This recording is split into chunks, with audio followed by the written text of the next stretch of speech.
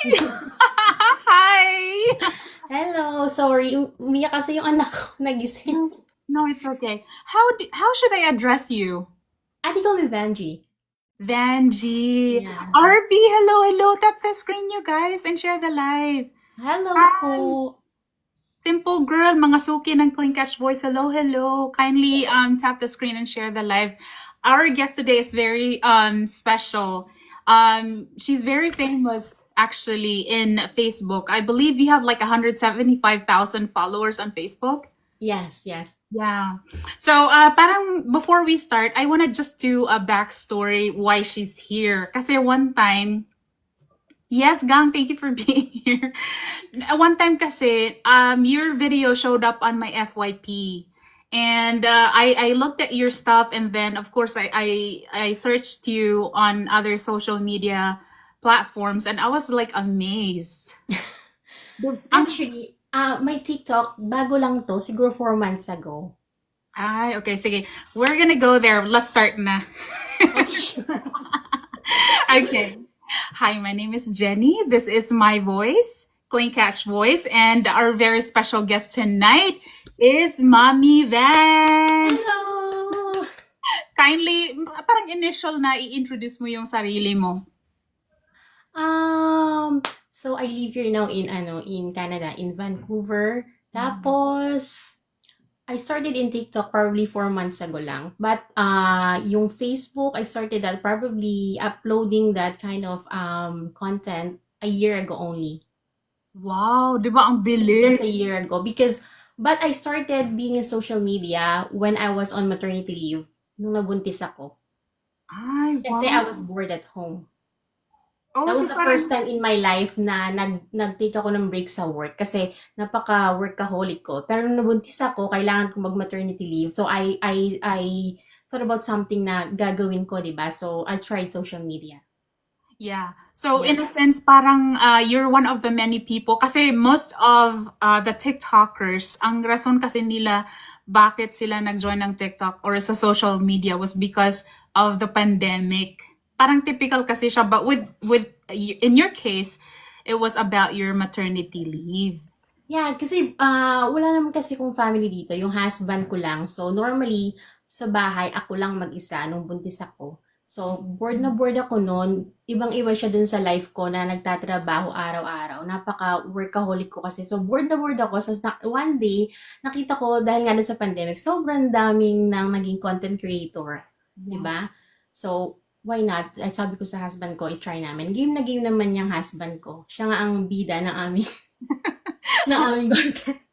I'm actually very excited doon sa part sa pagiging content creators niyong dalawa because technically kayo naman talaga dalawa sa ano, even though you're parang clean catch, like Yeah, clean catch yeah. is her name, but then syempre partner in crime natin yung mga husbands natin. But before we go there, parang gusto ko kasing the way I do an interview kasi is I wanna lay out yung parang who is my guest. Tapos most of the time, ang mga guest ko dito is Filipino talaga. So maybe we could start with where you are originally from the Philippines. Okay, sure. Yeah, okay. So originally, I'm from Bulacan, Philippines. So Bulacanya tayo. So Pandi Bulacan. Tapos, I left Philippines probably nung 19 years old na ako. Sobrang bata. So, after nung graduation ko, umalis na talaga ako sa Pilipinas. Kasi yung mentality ko noon, pagka-graduate ko, ayoko mag-work sa Pilipinas kasi, breadwinner ako. So, iniisip ko na wala akong mahina yung sweldo, di ba? So, I really need to find something na magbibigay sa akin ng income na masusustain ko yung pag-support dun sa family ko. So, pagka-graduate ko, lumipad agad ako. Doon agad ako nagpunta sa Singapore. So, matagal ako doon. Siguro mga 7 years, 8 years ako doon. Nagtrabaho. 7 years, something like that, 7 years. Doon ako. Tapos, nung pagkatapos ko doon, lumipat ako dito sa Canada. Tagal ko lang hindi nagpapasko sa Pilipinas. 14 years siguro. Oh my gosh. But before 14 you years continue, kasi sa family ko talaga, ako yung breadwinner. Hindi talaga ako wala talaga akong parang feeling ko wala akong time na mamahinga that time. Kaya nga, nung pagpunta ko dito, sobrang workaholic ko, di ba? Dito kami nag-meet ng husband ko, dito kami nag-meet. Doon sa building na tinitiran ko dati. Actually, doon sa elevator kami nag-meet. Kasi lagi ko siya nakikita, lagi ako nagmamadali. Tapos, na-curious siya, bakit ako palaging nagmamadali? Kasi nga, yung work ko, kailangan on time ako, tsaka sobrang dami kong ginagawa. Dito sa Canada, yung work ko, nasa accounting industry ako. So, this season, sobrang busy ko. Kaya sabi ko sa'yo last week, nung sinabi mo kung pwede akong interview, kung late yung sinabi ko sa'yo around 8 p.m., di ba? Kasi may trabaho pa ako kanina. Usually, gantong time, last week nga, Monday to Sunday, may work ako. Mhm. Kasi start na ng file ng income tax at kung ano-ano pa, di ba? So, tagal ko na sa Pilipinas. Tapos, actually, tapos nung nag-meet kami ng husband ko, way back, what year was that? Probably 2018. 2018. Tapos noon, ayun na, history. Tapos, nagkaanak ako, late na din kasi nga, ayoko pang magkaanak that time kasi nga breadwinner ako. So, inuna ko muna yung magtrabaho. Yung time na ready na ako, late na ako nagkaanak, siguro mga 32 years old na. Oh, wow. Kasi, kailangan ko talaga magtrabaho. Tapos noon, yun nga yun, nahinto ako na sa pagtatrabaho. Tapos wala akong magawa dito sa bahay. So, nag-try ako ng social media. So, di ko na makakalain na yung mga tao. Feeling ko palagi, ewan ko ba, parang feeling ko swertihan lang or something that you need to be consistent on creating content. That's why people following you. Yeah. In life naman talaga in general, I always believe that it's all about consistency. Pero, my goodness, parang, I'm more, Narinig mo yung anak ko kasi gusto niya nandito siya. Gusto niya nandito siya talaga. So, all my life kasi, feeling kasi ng tao, it's nice na nagtatanong ka ng background kasi feeling kasi ng tao na nandito ako sa social media na ito yung aking source of income. Yeah. Palagi kang sinasabi. Minsan ko lang sinasabi kasi nga dahil nga sa work ko, part-time lang to kasi may literal na may trabaho kami mag-asawa. And take note, ngayon nagsabahay na ako nagtrabaho, work from home ma'am na ako. At the same time, ako pa yung nag-aalaga sa anak ko. Wala kaming kasama sa bahay. Yeah, that must be really hard.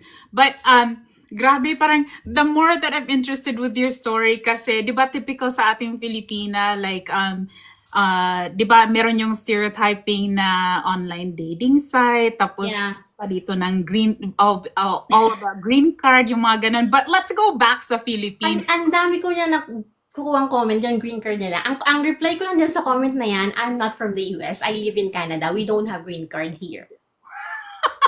Which is true. Diba? Yeah. Sa Canada ako, wala kaming green card. Totoo naman.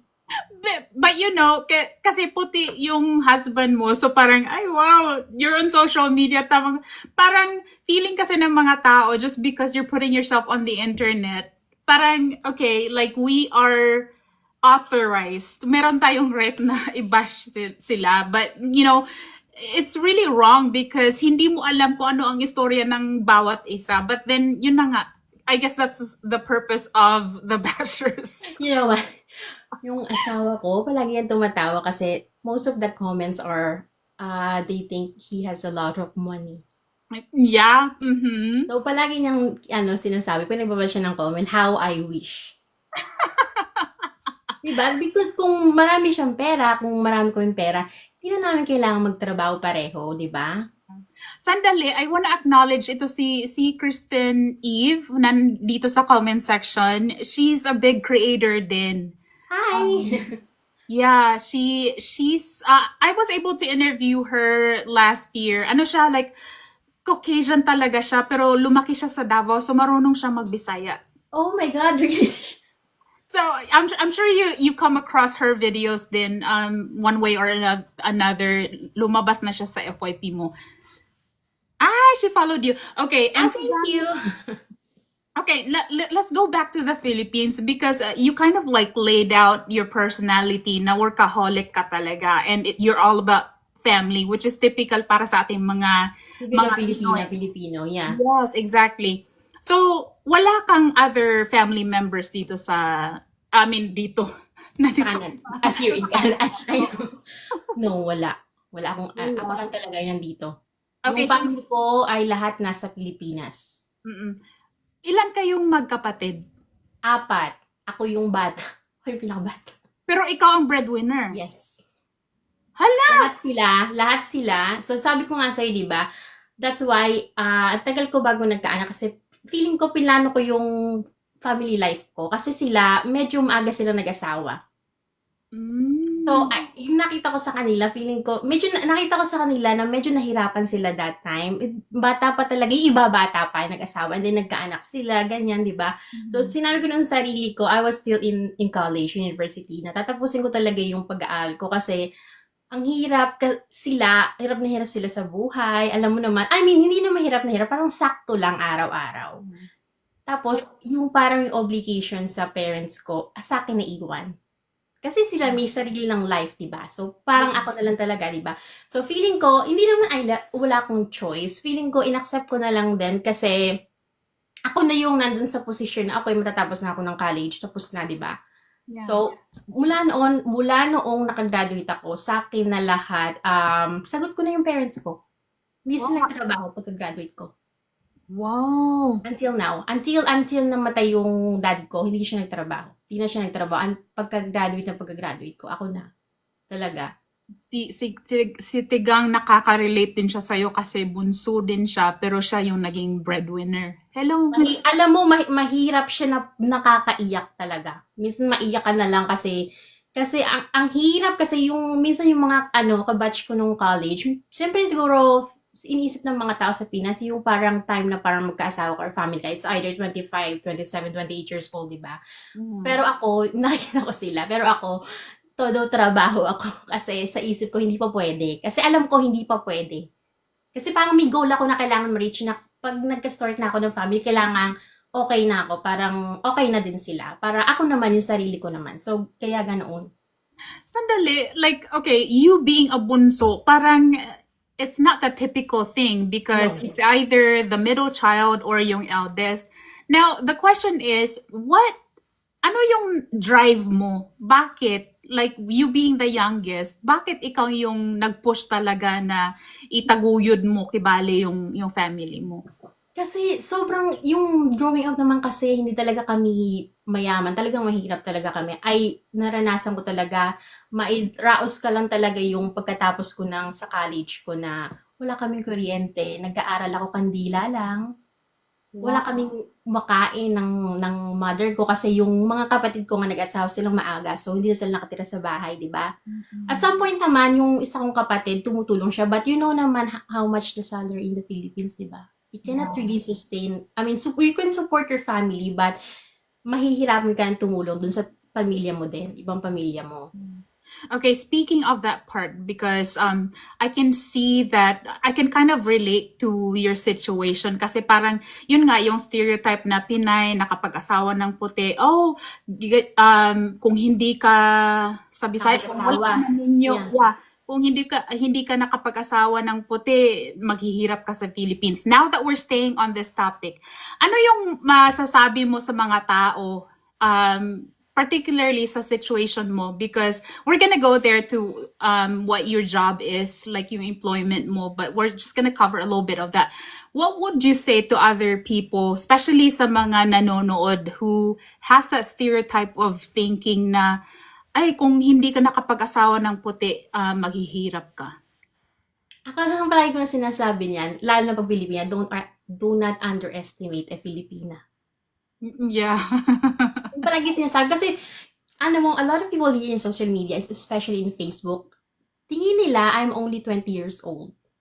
Yes, I was gonna get there too kasi parang, alam mo, Tingin nila I'm 20 or 18, something like that, diba? So, it's like they don't take me seriously. I think I created a video, like something, I kind of gave them a little bit of information about me that, social media is not my life. I have a job. I have a full-time job. And then I kind of put something in the video that I'm doing in my life because I actually use this social media to help a lot of people in the Philippines, especially students. yeah, I saw that. Yeah, my earnings in especially in Facebook. Last December, I just purchased probably 6 tablets. I sent it to the Philippines because I know alam ko kung gaano kahirap mag-aral ngayon, especially na walang gadget. Nung nag-aaral ako, hindi ko na-experience yung computer na yan, tablet na yan, laptop na yan. I used to go to computer shop. My parents used to wait for me just to finish my assignment or my research. Yeah. So, yeah. So, it's kind of, I think I created a video like that na something like, do not underestimate a Filipina. They think na may asawa tayong ganyan, taga ibang bansa. Feeling nila, lahat ng meron tayo sa buhay ay galing sa kanila. Diba? Yeah. Hindi nila alam yung behind the scene kung gaano tayo lahat ka-hardworking. Yeah. Hindi, kasi tayo yung, feeling ko, tayo yung mga tao na talagang ayaw lang talaga nating umasa dun sa asawa natin. Yeah. Ako kasi nung simula nung nagkaanak ako, talaga, hindi naman I insisted, hindi naman ang asawa ko na talagang mahilig ako magtrabaho. At the same time, sabi ko sa kanya, may responsibility pa rin ako dun sa pamilya ko. So, sabi ko sa kanya na, yung trabaho ko naman, pwede kong gawin sa bahay. So, kakayanin kong alagaan yung anak ko at magtrabaho. Kasi madami pa rin umaasa sa akin. At the same time, iniisip ko yung mga taong tinutulungan ko sa Pinas. Yeah.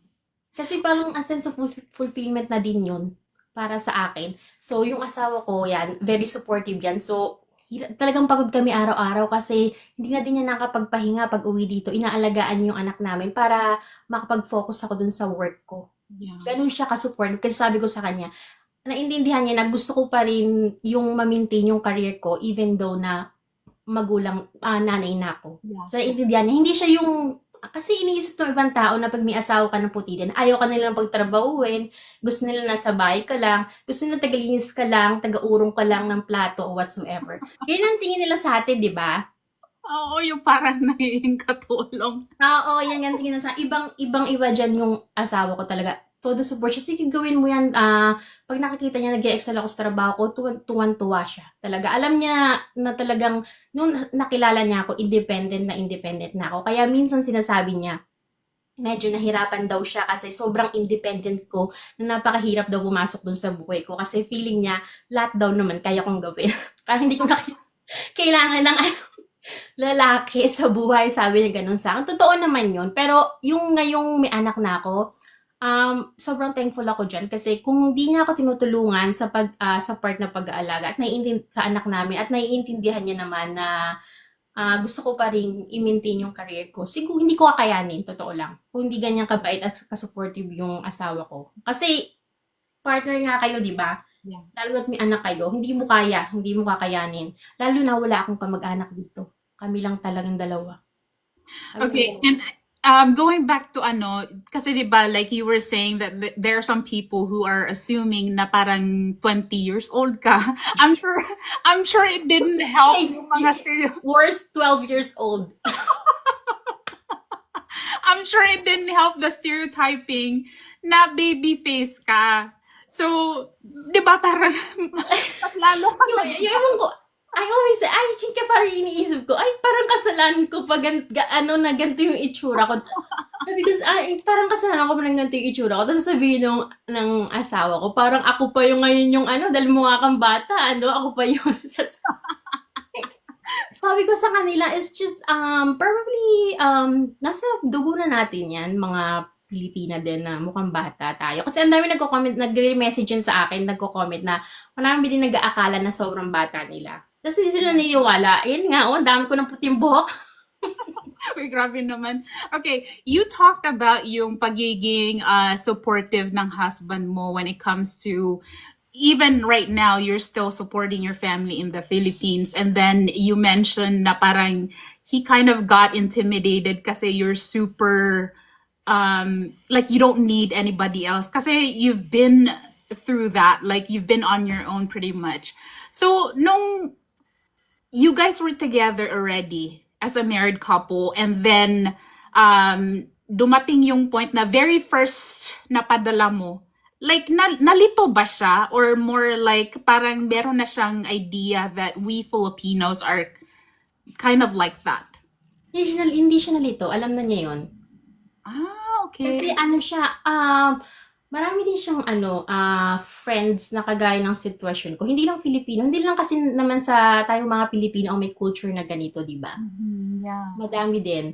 So, hindi siya nalito at never siyang nag-comment or nagsabi ng kung ano-ano. Not unless, nasa stressful situation ako. Hindi man maiwasan yun na sa pamilya mo sa Pinas. Alam mo, not unless nasa sitwasyon akong ganyan, na nakikita niya na stress ako, diyan siya may sinasabi. Kasi minsan sinasabi niya na sobrang na-stress ka na, ganyan. Pero sabihin ko sa kanya na kaya ko to, akin, parang I'm used to it. Like, ilang taon ko nang ginagawa to, di ba? Pero yun lang talaga ang concern niya kapag stress na ako sa obligasyon kung ganyan. Medyo minanggaganyan sa Pinas, yun lang talaga ang pinaka-concern niya kasi ayaw niya ako na-stress. And ang sabi nga niya, naiintindihan naman niya yun kasi madami siyang friends at saka, ano ba yun, yung parents niya, parang ganun din sila dati. Kasi yung parents niya, hindi naman siya talaga dito, tiga ibang bansa rin, tapos nag-move din sila dito. So, family intact din talaga sila, so nagtutulungan din sila. Okay, sandali. Magtanong tayo sa comment section. Nakaka-relate ba kayo sa sinabi ni Mami Vange? Kasi ako nakaka-relate ako doon. Yung mga drama sa family. Okay, let me ask So, you. yeah. Diba, like, bakit? Ang typical kasi na na drama sa ating mga Pinay is, bakit nung before tayo pumunta dito sa abroad, kasya naman ang mga pera, pero ngayon kulang-kulang na. Hindi ko alam nga eh. Yan talaga ang mahirap sa sitwasyon. And syempre, ayaw naman, di ba, magtampo yung ibang family member mo. Kasi, para sa akin na, kasi nga may tatlo kong kabatid, ayoko nang, parang nafe-feel ng isa na unfair ako o parang may favoritism ako. So, gusto ko palagi patas. Pero hindi naman ako totally na tinutulungan ko yung tatlo kong kapatid o whatsoever. Ang pinaka-focus ko talaga yung parents ko. Kasi yun yung sinabi ko sa mga kapatid ko. Yan, may pamilya na kayo, ako may trabaho. Sagot ko na yung magulang natin, pero dapat sagot nyo yung sarili nyo. Kasi hindi ko na kayo abalain sa magulang natin. Ako na yon. Yun ang pinaka-sinabi ko sa kanila. Kasi hindi ko kaya, sinabi ko, hindi ko kaya lahat. Tinutulungan ko kayo, bibigyan ko kayo, pero hindi yung parang palagi, o mga ganon. Usually, ang focus ko din doon yung mga pamangking ko. Oo. So, kumanta ka din ng hindi ako si Darna.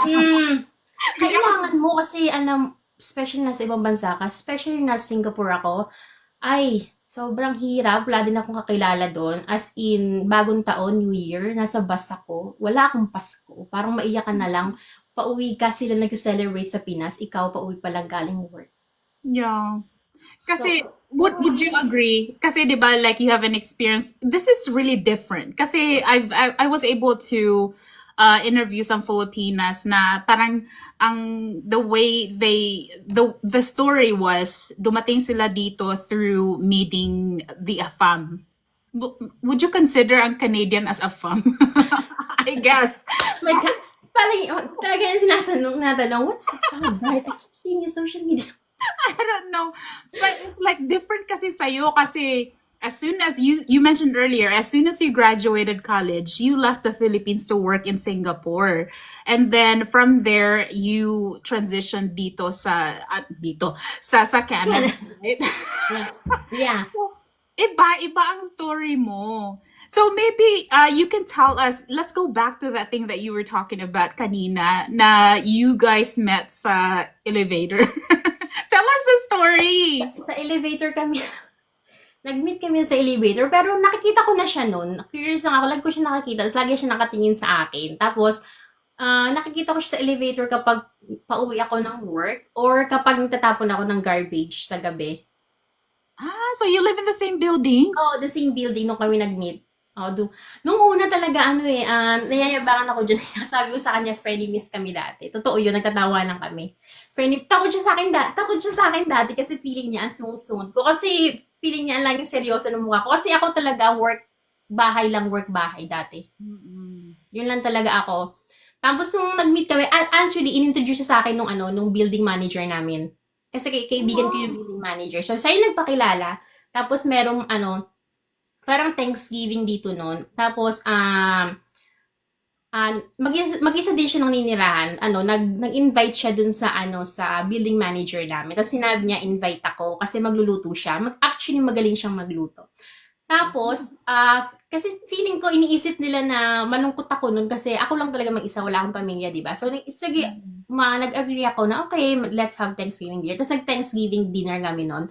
Tapos, yung bandang billing manager namin, tinutokso kami. Mhm. Tinutokso kami.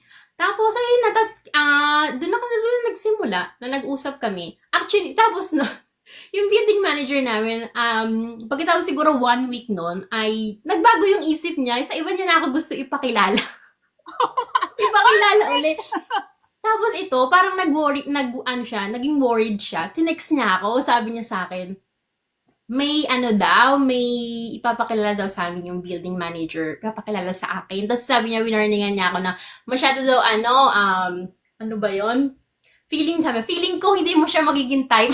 Sabi niya, Judge agad.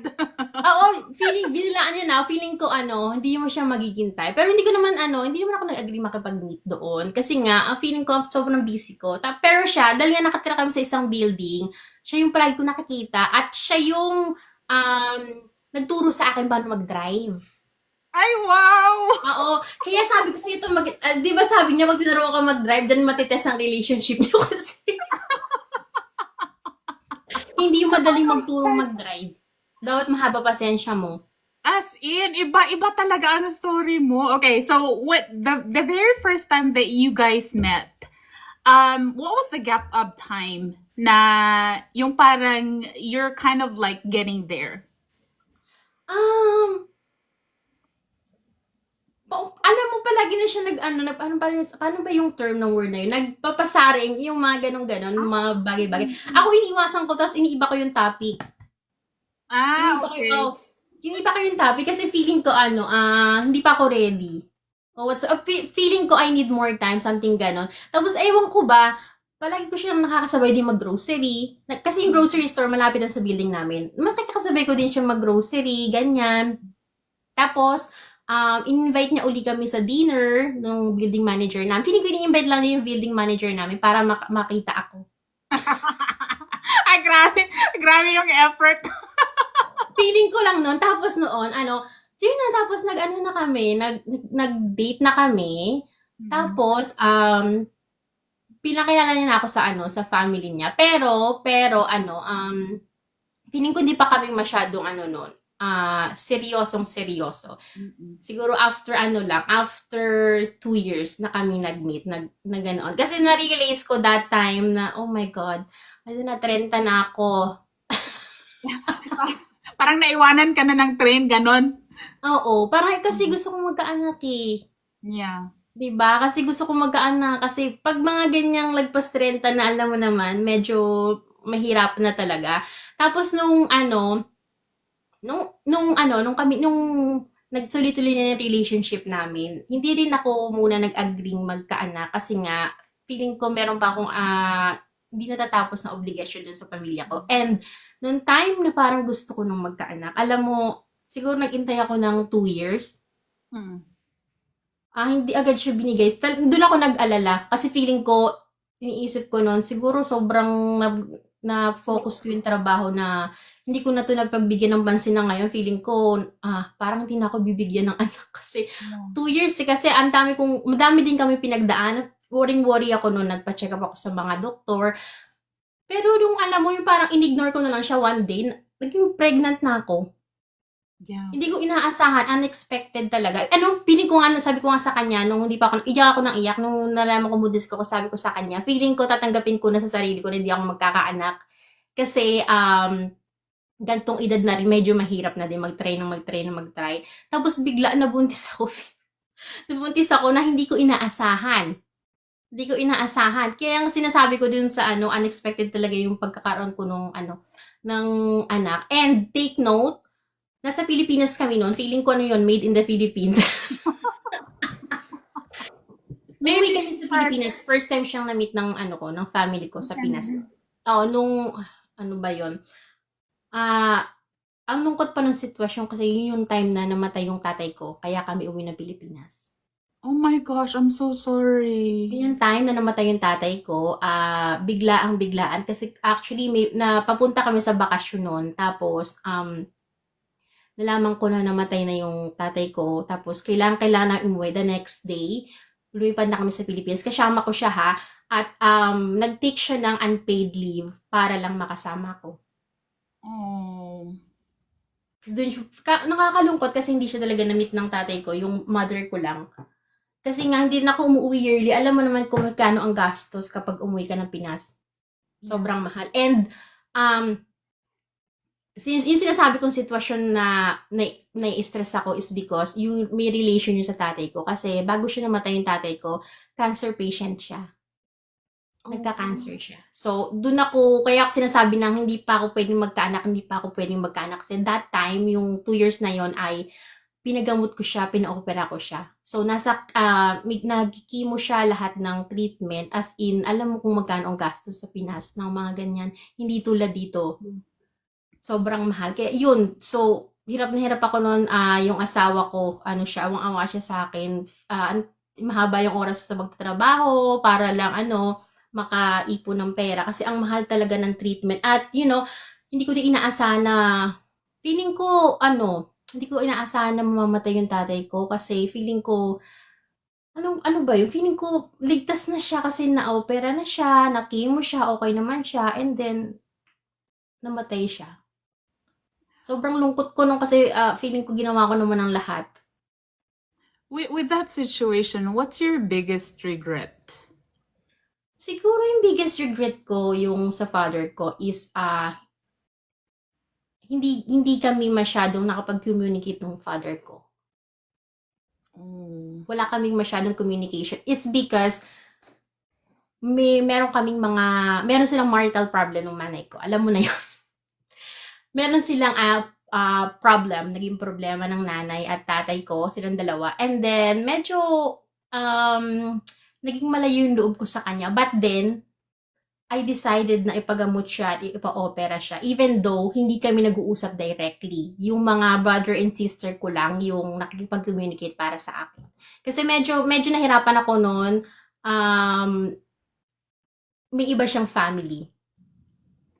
Oh my gosh. May iba siyang family. And then, yung tatay ko, sobrang bait na tatay nun. Sobrang bait. But I don't know kung bakit hindi ko maisip ang sagot kung bakit sobrang dami niyang naging babae. Tandali ha.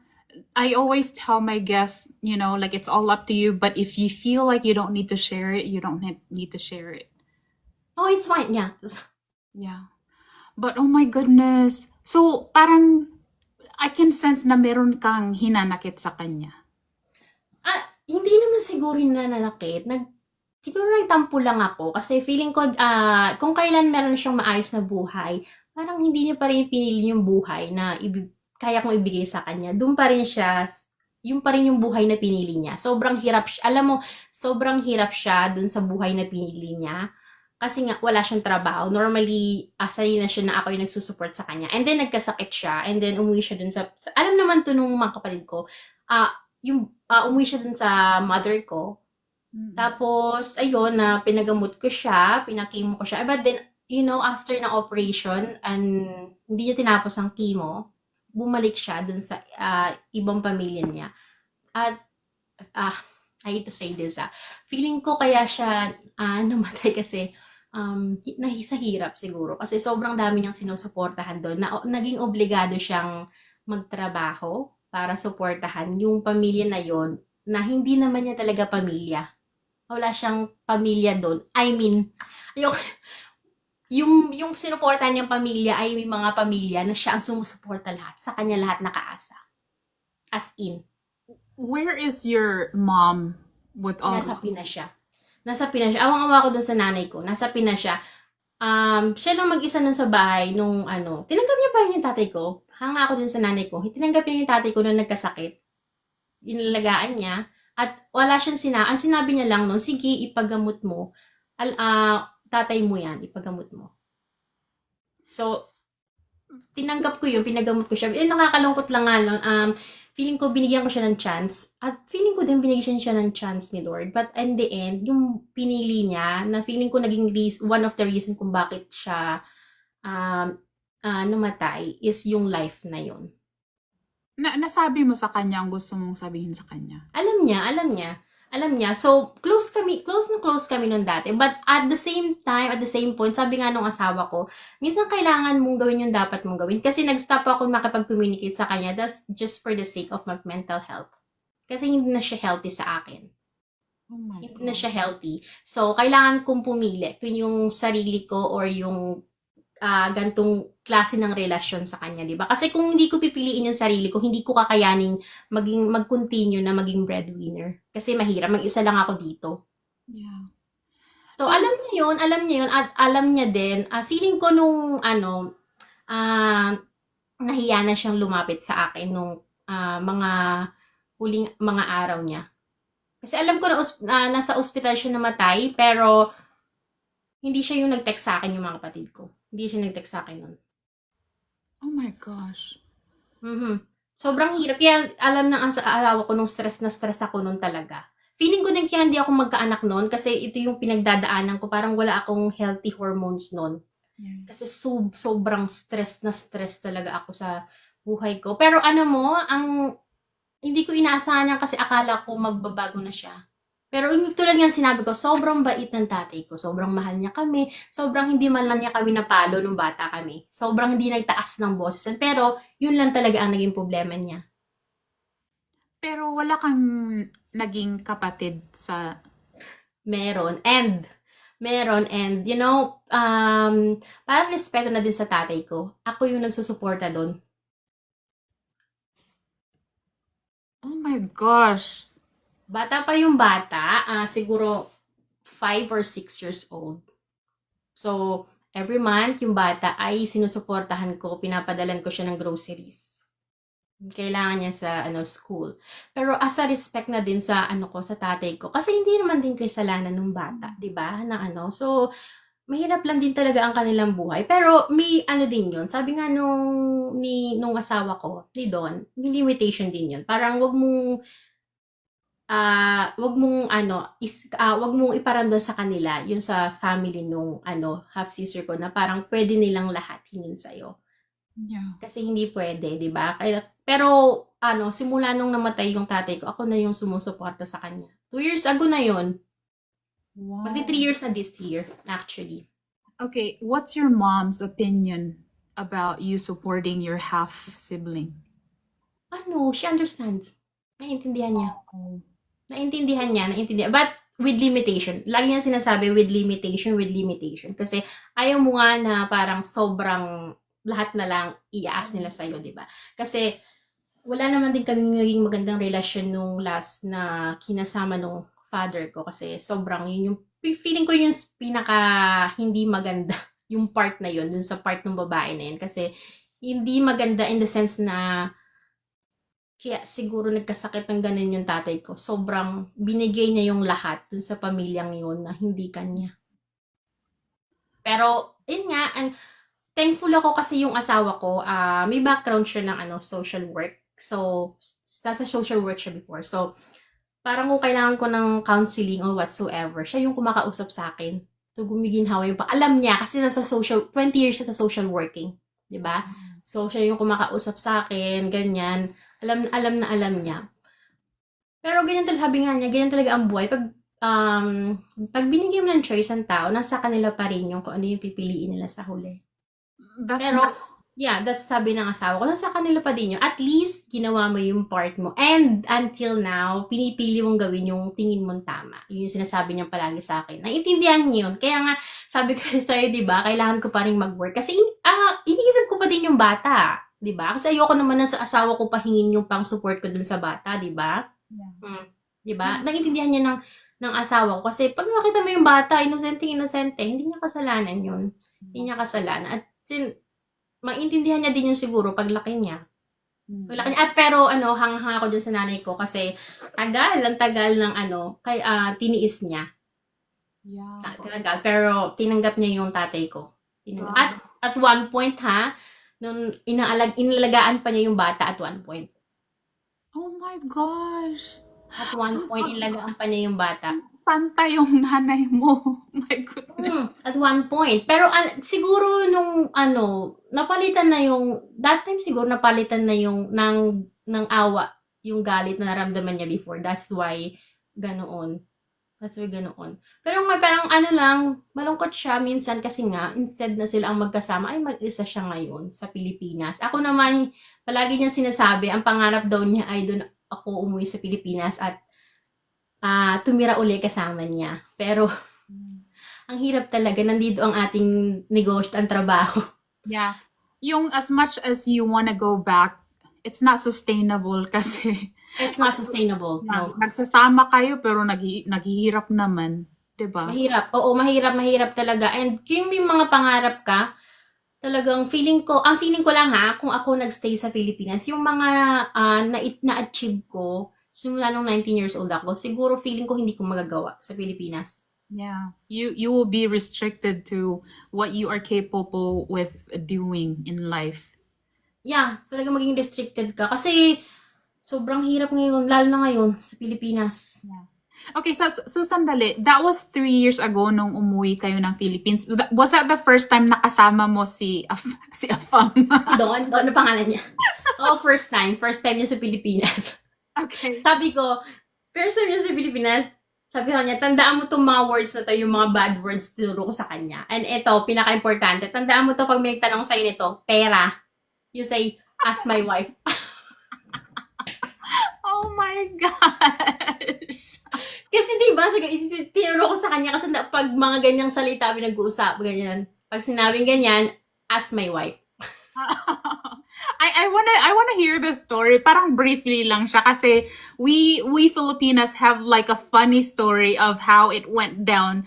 The very first time na parang lumantad kayo sa public, 'di ba sa Philippines, 'di ba? Wow, puti. Alam mo yan. Oo, 'di ba? Ano yung setup? Kasi I can imagine that you both went back to the Philippines together kasi nga, di ba, you're living in the same place. So, nung pagdating nyo doon, like, what was it like? Kasi yun yung pinaka-first na umuwi ka sa Philippines na meron kang kasamang Afam. Siyempre, alam mo na, lahat eyes on you. Yeah, di ba? Bakit ganon? Feeling ko eyes on you, tapos may ano yun, may dollar sign yun. Pero yung sitwasyon kasi namin, dahil nga yun yung burol ng tatay ko, medyo seryoso yung mga tao. Diba? Pero feeling ko hindi nila masyado pagtuunan ng pansin yung kaming dalawa. Kasi yung focus ng tao, yung burol ng tatay ko. Oh, yung pagluluksa. Yung pagluluksa, as in, yun lang. Tapos, actually, nandun kami last year kasama yung anak ko. Umuwi kami. Ay, wow. Umuwi kami last year. Sinurprise ko yung nanay ko. Kung nakita yung video nandun, nakapin sa dito sa Facebook?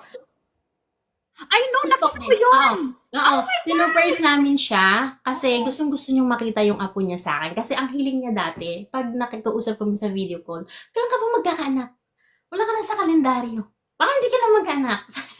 Tapos nung nagkaanak ako, sabi niya, hindi ko naman makakita agad yan kasi ang layo mo. Sabi niya sa akin. So, sinurprise namin siya. Siguro mga 3 months of planning yun. Kinuntsaba ko yung sister ko. Siya yung noon. Tapos umuwi kami. Wala siyang kaalam-alam talaga. Kasi yung sinasakay namin, hindi niya kilala. Tapos doon tawa siya, nagulat siya. Kasama ko yung anak ko, tapos si Don. Ang saya namin, alam mo, nung pabalik kami ng Pinas, umiiyak yung si Don. Aww. Kasi sabi niya, ang saya daw ng experience namin ngayon. Kasi kasama namin yung anak namin. Tsaka halos, na-enjoy niya talaga. Wala siya, hindi siya maarte. Lahat tinry niya. Go na go siya. Yan siya yung taong ganyan. Go lang siya. Go. Lahat ng pagkain tinry niya. Tapos na-enjoy niya yung time para sa family ko. Umiyak talaga siya. Sabi niya, sana daw makapagpasko kami sa Pilipinas. Kasi alam niya, yun yung wish ko. 14 years na ako nung nagpapasko sa Pinas. Yun yung wish ko din para sa sarili ko.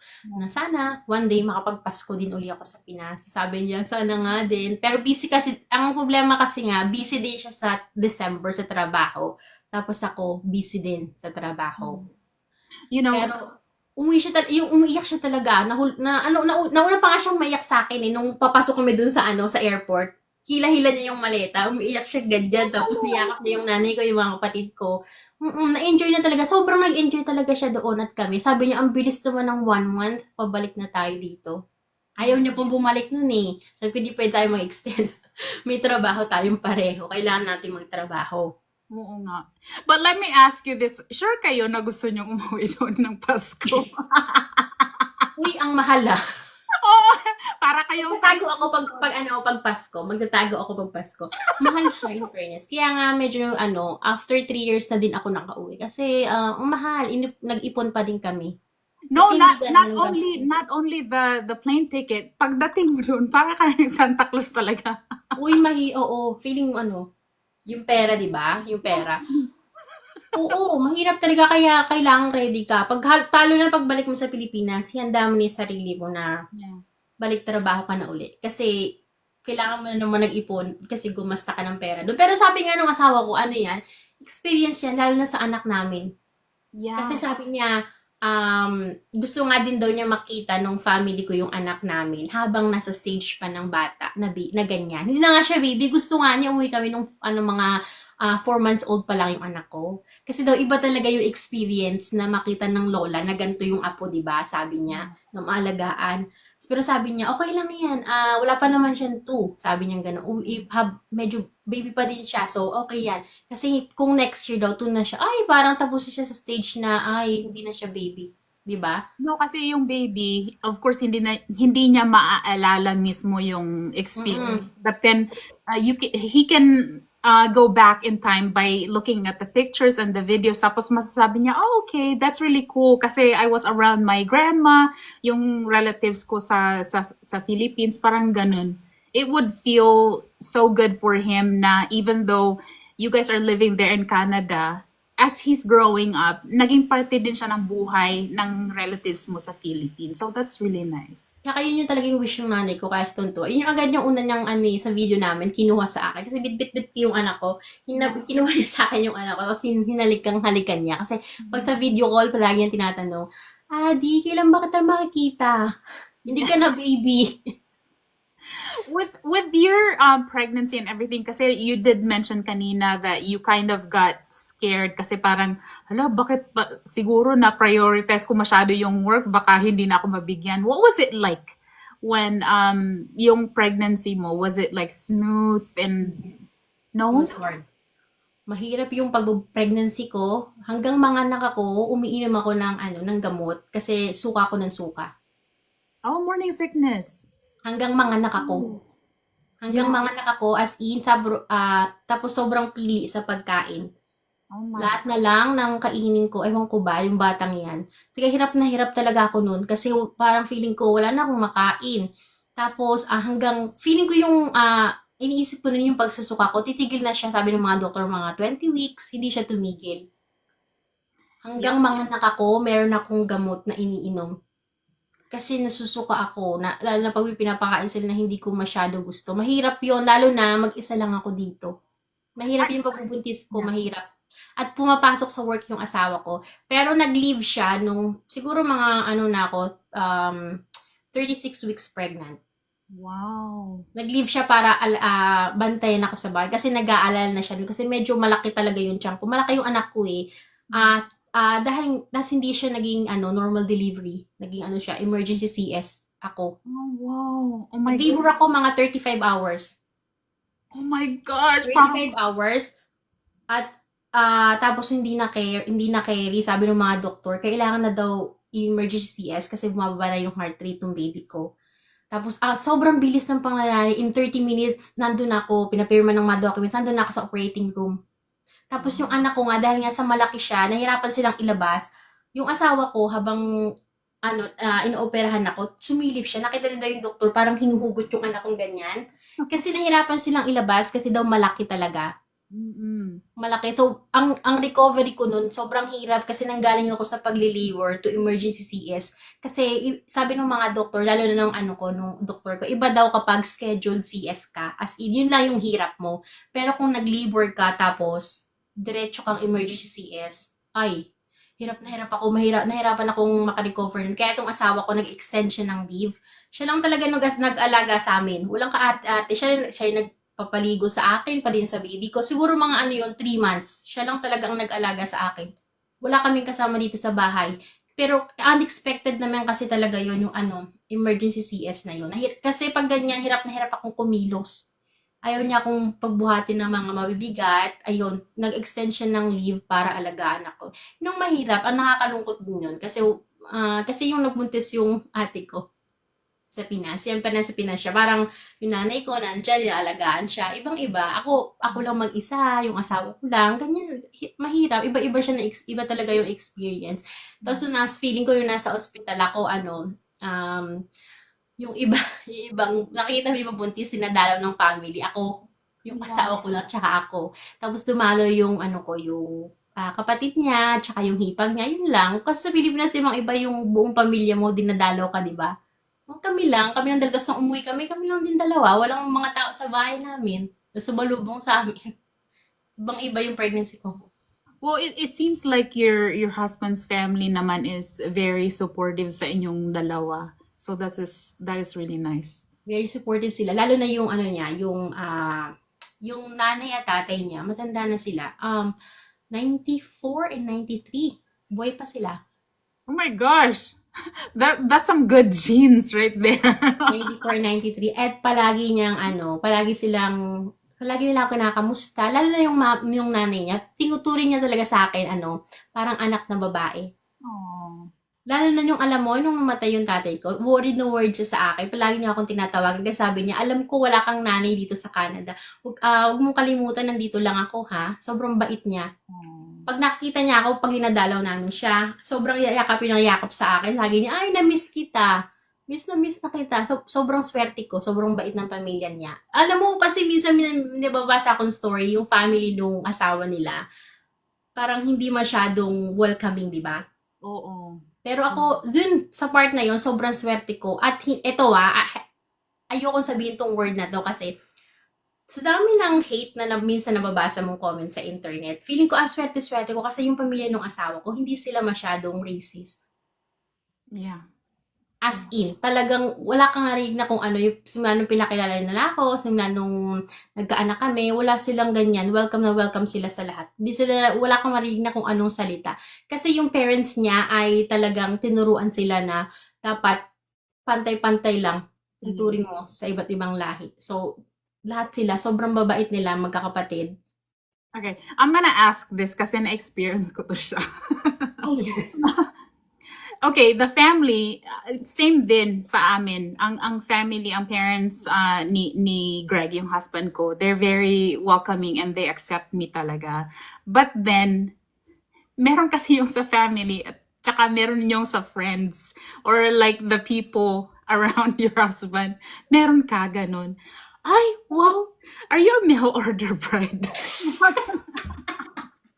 Alam mo, yung asawa ko ay may page din. Gumawa kami ng video about that. Ako yung nakaisip nun, sabi ko sa kanya, gawin natin yung opposite nung iniisip ng mga tao. Kasi, yung video namin, paalis ako, tapos iiwanan ko siya, tapos nakahawak siya dun sa legs ko. Tapos sabi ko, sasabihin ko to, I should have bought the other one. So, ginawa namin yung opposite, na ako yung bumili sa kanya, nag-order sa kanya. Ay, sabi ko, tawa kami ng tawang dalawa. Kasi alam mo, hindi maiwasan yan. Feeling ko naman, yung friends niya naman, wala naman ako narinig. Wala akong narinig sa friends niya. Kasi itong, happy sila para sa kanya. Pati yung, pamilya niya. Kasi wala daw talagang masyado yung walang naging matagal na karelasyon. Wala talaga. I feel like that situation kasi it's more like ignorance na hindi alam nung not exactly nakaibigan talaga siya, more like acquaintance siya ng husband ko, and I met the person siguro when I was here for 2 weeks lang, and I was initially introduced to the guy, tapos sabi niya, oh, are you a mail order bride? I'm like, what? I'm right here. Yan, dahil nagko-comment ng ganyan. Pero alam mo, ang nakakalungkot minsan makikita mo din madaming Pinoy na nagko-comment ng ganyan. Madaming Pinoy na nagko-comment ng ganyan, na hindi mo iniisip na magko-comment sila kasi kalahi mo sila. Na Pilipino din sila. Yun yung nakakalungkot dyan. Kasi yung asawa ko, pag nakakita siya ng gano'n, Pilipino din. So sabi niya, bakit sila nagko-comment ng ganyan? Di ba Pilipino din sila? Sabi ko, it's normal. Yeah, it's almost like you would think na them being a Filipino like you, dapat 'di ba, dapat sila yung mas understanding sa pero sila yung mas judgmental. Hindi ko alam kung bakit. Siguro, iisip ko na lang, may mga ganyan talagang tao. Kasi, ewan ko ba, kasi iniisip na palagi, generalize nila na lahat ng Pilipina, basta may asawa kang, ganyan, foreigner nga, tawag nila AFAM, na dahil nga sa pera lang, or mayaman sila, sila, ito pa, ang dami ko rin nabasa comment na dahil sila yung sumusuporta dun sa family mo sa Pilipinas. Mm. Like, sagot niya lahat, pati yung family mo sa Pilipinas. May nag-comment pa nga na poor guy, probably he's supporting her family in the Philippines. Oo, tapos dalhin yung lahat ng baluartes mo sa Canada. 'Di ba meron yung mga Oo, grabe. Yan ang feeling ko yung ibang, ang daan nilang imagination sa isip nila. Yeah. Ang ano nilang mag-ano ng kwento. Pero nga sabi ko ng asawa ko, yung ako, dead ma lang naman ako diyan sa mga ganyan. Pero alam mo, yung sino yung mas nagagalit, yung asawa ko. Kapag may mga ganyan tao na nagko-comment, especially tungkol sa akin, against sa akin, yung asawa ko yung mas naapektuhan. Kasi alam niya kung gaano ko magtrabaho, alam niya kung gaano ko pinaghirapan, kung ano yung meron ako ngayon. Kaya siya yung nag-react, nagagalit, siya yung minsan nag-reply sa comments, like, hayaan mo na yan, that's fine. Sabi ko sa kanya, sabi niya, hindi pwede kasi hindi nila alam, hindi naman nila alam ang totoo. Minsan nga sinasabi pa niya, sa comment niya, minsan sinasabi pa nga niya, well, she's earning more money than me. Ay, sabi ko sa kanya, they will not believe you kasi they think I'm 18 years old. Or 12. Or 12, ganyan. Kasi, totoo naman, kasi, mas malaki yung kita ko sa kanya, pero hindi yung problema sa akin. But, in feeling ko ba, bakit kung iniisip na iba na, ganito lang siguro trabaho, mas malaki pa rin kita ng asawa mo, kaya kaya mo na siya naging asawa kasi mas malaki pa rin yung perang ang dinadala niya sa relationship niyo. Siguro binibigyan kayo ng pera tapos dinadagdag mo yung pera na yan pagpadala sa Pilipinas. Ganyan, ang dami kong kwentong ganyan. Pag naano mo sa nababasa niya, nagagalit siya kasi hindi nila sabi niya, hindi nila nakikita behind camera kung paano kayo magtrabaho. Ang reply pa nga niya ganito, hindi mo alam kung paano magtrabaho ang mga Pilipina. Yeah. Kung Pilipino pa, nire-reply niya, Pilipino ka rin, dapat alam mo kung paano magtrabaho ang mga OFW. Yeah. At talagang dinidepensahan niya tayo. Kasi alam niya, talagang sobrang sipag natin at talagang hanggat maaari, hindi tayo aasa sa kanila. Yeah. Okay, so your husband seems like a very loving guy. Was it always part of your plan to marry a non-Filipino? No. No. No.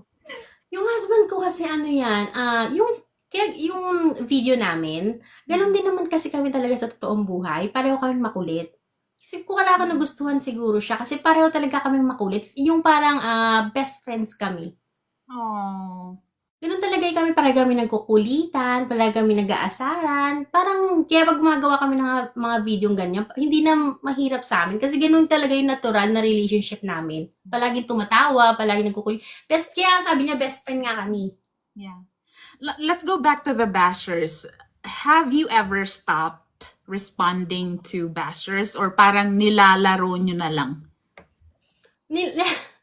Sa sobrang busy ko minsan, hindi ko na mabasa yung mga comment, pero yung asawa ko, nababasa niya.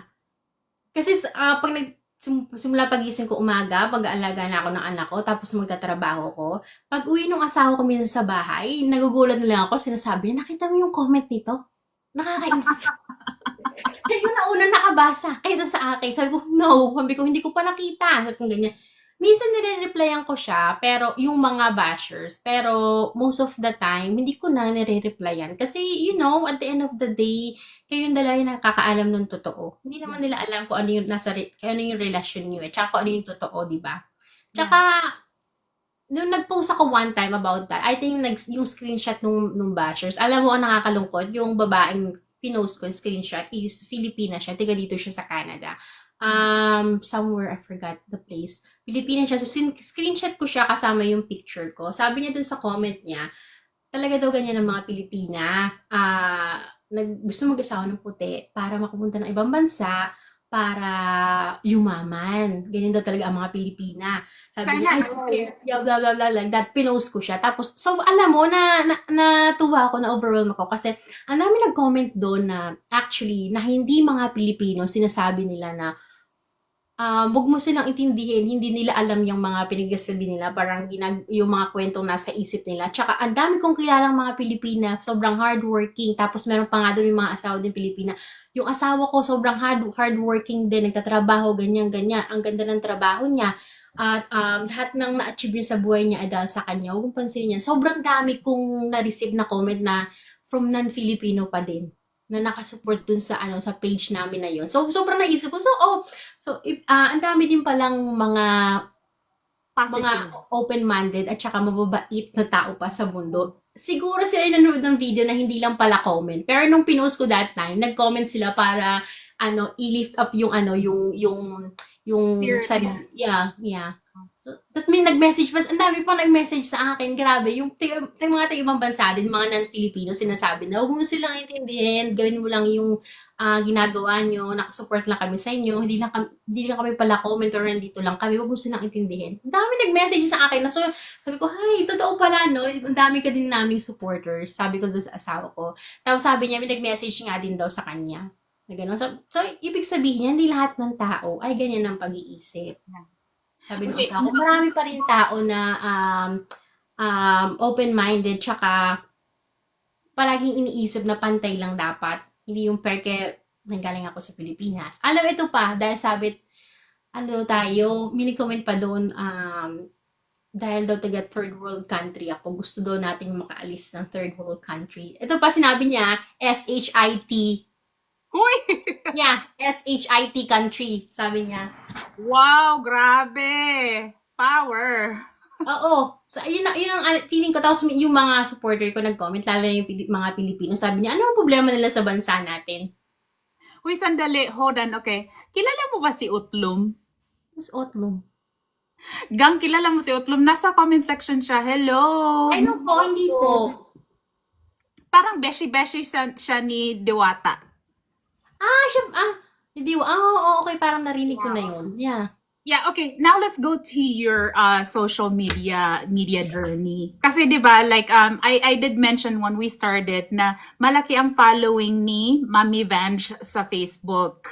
You have, I believe the last time I looked, you have like 175,000 followers. Tapos ang engagement mo there is really really good. And I really commend you for that.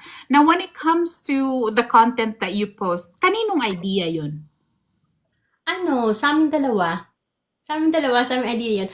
Pero most of the time, pag may naisip siya, sinasabi niya din sa akin. At pag may isip ako, sinasabi ko din sa kanya. So, sa aming dalawa yun, nagka-come up kami dito sa video na gagawin namin. Siyempre, kailangan ko din ng input niya at input ko. Kasi feeling ko, mas gaganda yung gagawin yung video kung pareho kayong may say dun sa gagawin nyo. Yeah. Diba? Kasi ang hirap naman kung tuturuan ko lang siya, diba? Yeah. Parang pilit. So, sa amin dalawa yun. Sa amin dalawa. Tapos, natatawa na lang kami minsan. Nagpo-post nga ako minsan ng outtakes. Yung mga Bloopers. salta na. Oo. Kasi masyadong siniseryoso nung iba, di ba? Meron kaming video doon. May hawak kong tsinelas, tumatakbo. Oo. Ang feeling yung siniseryoso nung iba. Tapos, pinost ko yung outtakes. So, tawa ko ng tawa. Hindi namin siya magawa kasi tawa ko ng tawa kasi naalala ko nung bata ko yung nanay ko. Hinahabol ka ng nanay mo ng Oo, chinela. inahabol ako ng nanay ko. Yung mga ganoon, kasi siniseryoso talaga, feeling nila ibang comment, mga para, oh my God, napaka-abusive naman yung asawa na yan. So, talang yung asawa ko, tawa lang siya ng tawa, diba? Siya nag-reply nga na, content lang po ito. So, yung asawa ko, at alam mo, ang dami ko dun, mga supporter din na, ba yun, halos tiga ibang bansa, halos yung supporter ko dun, sa aking page. Wow. Halos sige mamasa. Ang dami nagme-message sa akin. At ito pa, proud kami doon sa page na yun. Nag-grow talaga yung page na yun. Nag-start na ako mag-post to ng gantong content. Kasi nag-try lang ako kasi pinost ko yung nakakatawang nangyari sa amin ng asawa ko. Tapos siya, ang dami siyang views. Sabi ko, oh my God, sabi ko, feeling ko ito na yung kailangan natin talagang i-post. Kasi ito naman talaga tayo, no? Ito naman talaga yung personal na buhay natin. Nagloloko nga, nagtatawanan. Tapos sinray namin. Talagang mas madami talagang nanonood.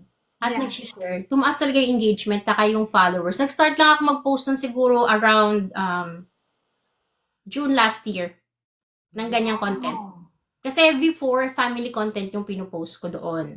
Marami din naman siyang views, pero yung start ko siyang shinare yung mga funny side namin ng asawa ko. Mas madami talaga siyang naging viewers at saka followers talaga.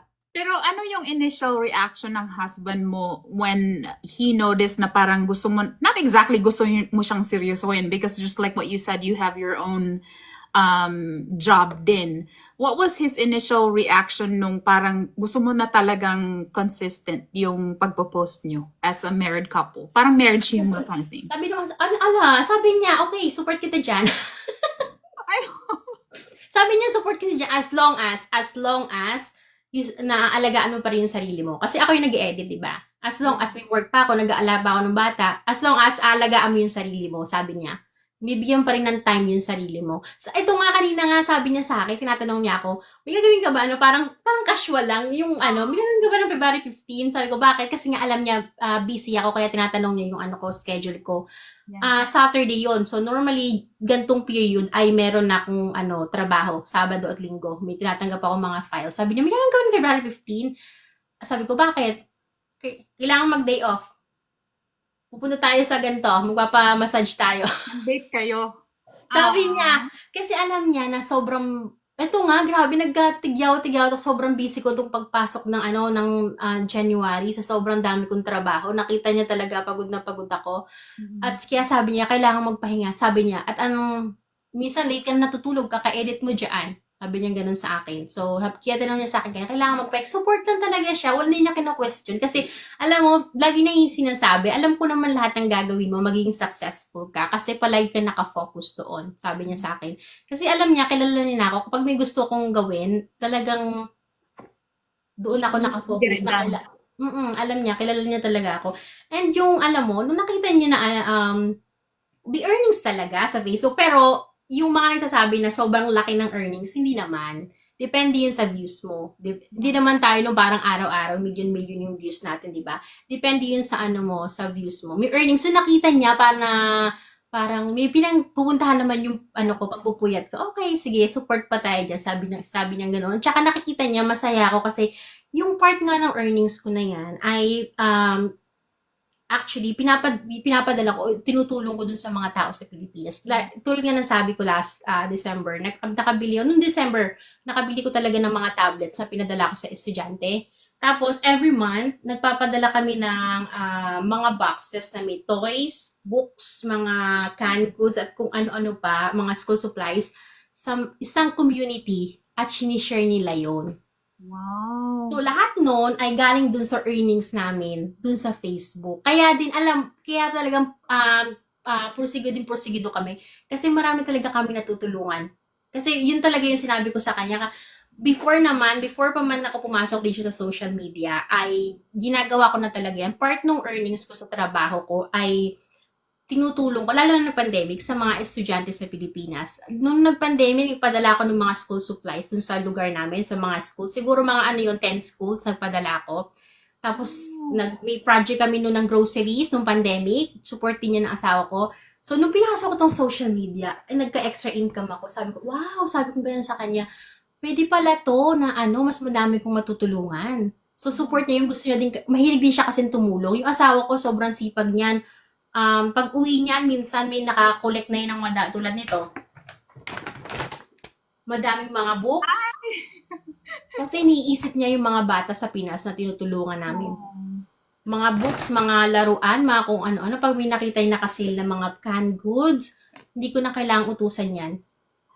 Are you looking, para bang, meron ka bang ina-idolize? Parang meron kang idol or where did that inspiration come from? Kasi nga, di ba, I grew up, hindi naman talaga kami, mahirap talaga. Nakita ko yung hirap. Kasi feeling ko na, nandito na ako sa sitwasyon na, hindi naman ako mayaman, na kaya ko naman tumulong, why not? Kasi di ba, hindi namang kindness is free, sabi ko nga sa asawa ko, di ba? So gantong bagay, madami siya natutulungan. Simula nung nag-start kaming dalawang gawin to, matagal na, few years ago, simula nung pandemic. At every year din, namimigay ako ng groceries dun sa aming barrio. Lalo na every Christmas. Last Christmas, meron din kaming ganyang project. Tapos, namimigay din, nagpapadala din ako ng groceries dun sa mga nakikita ko dito sa Facebook ng mga followers ko. Nice. So, halos talaga, halos talaga, siguro mga 50% ng kinikita ko doon ay talagang tinutulong ko sa mga tao. Tinutulong namin. At siguro yun yung pinaka-drive namin ng asawa ko na, bashers, it's fine. Yeah. As long as marami kami natutulungan. Yun lang yung ano namin. Yun siguro mas lalo nag-click yung relationship namin kasi support na support niya yung pagtulong ko sa Pilipinas. Kasi sabi ko nga, hindi naman mahirap lang kami dati. So, nung nagkaroon na ako, hindi naman kami mayaman. Ang sarap pala sa feeling na nakakatulong ka, lalo na dun sa, sa lugar kung saan ako lumaki. Yeah. Diba? Let me ask you this though. Kasi diba, the reason why I'm asking this is nakaka-relate din ako. Di ba meron yung, ano ba yun? Yung Bible verse na don't show what your left hand is doing to your right hand, something like that. Were you guys hit with that too? Like, why are you guys showing it on film? On film, Yeah, like when you help. The reason why I'm asking is because we dealt with that kami ng husband ko. So in your case, kasi it seems like you're very active. You and your husband are very active when it comes to helping people, especially sa mga naghihirap talaga na estudyante sa Philippines. Were you guys bashed? When it comes- at first, pero hindi naman siya namin masyadong pinopost actually. Actually, may isa kaming page para dyan. Ay, nice. Meron kaming isang page para dun ko lang pinopost minsan. Minsan nga nakalimutan ko na sobrang busy ko na tenga. Parang 1 week wala akong post or 2 weeks. Dun ko lang pinopost yung mga, dun ako nagpo-post. For example, nakapack na ako ng box na ready kong isend sa isang community na may toys, books, and everything para sa mga bata. Doon ko pinopost, tapos doon nagko-comment yung mga tao. Doon ako namimili ng papadalan ko. So, may separate page ako dyan. At take note, wala namang walang ads yun. Walang ads on Reels doon. So, doon ko lang siya pinopost pag ready na ako. So, hindi namin siya talaga talagang hindi na namin siya kino-content din ng asawa ko. Pero may separate page kami para dyan.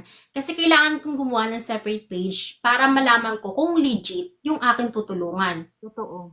Yeah. Kasi alam mo, ang hirap tumulong ngayon sa social media. Hindi mo alam kung sino ang totoong nagsasabi. Yeah. Lalo na kapag gadgets yung ibibig ko sa estudyante. Nabash kami one time, sabi niya, gusto lang niyan po, kumita ng pera para i-content yan. As if, mga ganyan. Sabi mo sa ako, don't mind them, diba? Kasi minsan kailangan mo i-post para mapili yung taong tutulungan mo. Yeah. Kasi dun muna sila makita sa comment eh. Tapos pag nakita mo sila nag-comment, pupunta ko yung profile nila. Talagang matagal pa bago ko mag-decide kung siya ba talaga. Kasi kailangan ko munang kilalanin. Mabuti yung mga post niya, ganyan-ganyan. Ayun. Dun sa isang page namin, alam ko merong 185,000 followers. Wow. Let me read this what RB said. Inspiring others to do it also depending how others see it, their problem. Totoo. Kasi ito si RB, mga followers ng Clean Cash, alam nila na we got bashed too kasi at one point we did pay it forward. So I don't want to talk about it because this is your interview, but I get where you're coming from. And for me kasi, and I'm sure you feel the same way, it doesn't really matter what other people are saying, like negatively with the positive things that you're doing. Kasi at the end of the day, kung sino yung nakatanggap ng tulong, yun yung importante. Yun talaga importante. And then, kasi nga, hindi mo siya maiwasang hindi post, lalo na kung doon ako mamimili. Yeah, Ng exactly. aking tutulungan. Paano kung makikita yan? Paano kung malalaman ko sino yung tutulong? Lalo na, hindi ko kilala yan. Ang dami kong natulungan na padala ng mga box na yan, tiga Mindanao, tiga Visayas. Dito ko lang sila nakita sa social media. Kung hindi ko yan pinost, hindi sila magko-comment. Hindi ko sila, makikita, hindi ko sila mapipili, hindi ko sila matutulungan.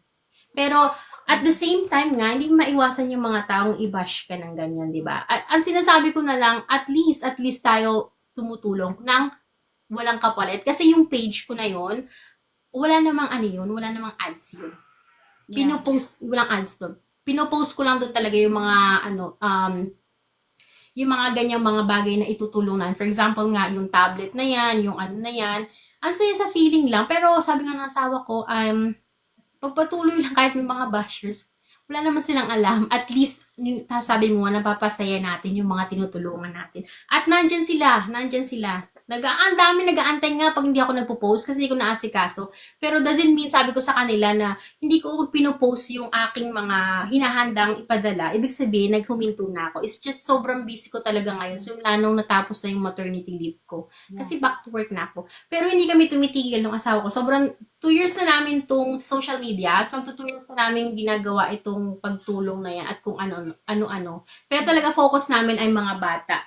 At ngayon, mga estudyante. Kasi kaya ako naisip yan, tablet na yan. Ang dami nagme-message sa akin. Sabi, ma'am, meron po ba kayong lumang tablet or laptop? Kasi po magpapasukan na sa Pilipinas pa lang ngayon ay online na. Di ko na-realize pagkatapos ng pandemic. Hindi naman afford na ng mga taong bumili ng mga ganyan sa pang-ano sa school.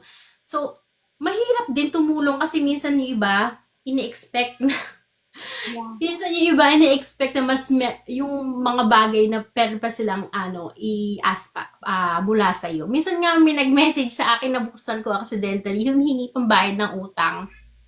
Oh my gosh. Or yung I'm sure you got hit with this. Kasi di ba nabibigay ka ng tablet, pwede convert ng cash, ma'am. Yes. Ganon.